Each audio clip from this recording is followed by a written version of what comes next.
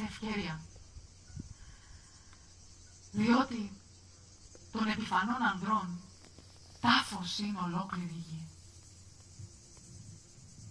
Και δεν διαμνημονεύονται αυτοί μόνον στην ειδική των πατρίδα, δι' επιτιμίων στυλών και επιγραφών, αλλά και εις όλους τους τόπους παραμένει άγραφος η μνήμη των, χαραγμένη στο πνεύμα εκάστου μάλλον, παρά η υλικά μνημεία.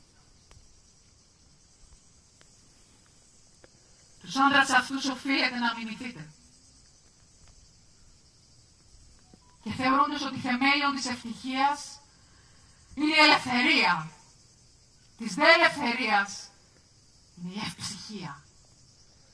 Μη αποβλέπετε με ανησυχία εις τους κινδύνους του πολέμου. Διότι δεν είναι αλήθεια πως όσοι δυστυχούν και δεν έχουν ελπίδα καλύτερων ημερών θυσιάζουν ευκόλως τη ζωή του. Τη θυσιάζουν. Εκείνοι οι οποίοι αν θελήσουν να τη σώσουν διακινδυνεύουν να πάθουν των μεγαλύτερων εξευτελισμών, που είναι χειρότερος από του θάνατου. Δια τούτο και τους γονείς των σήμερων θεπτωμένων.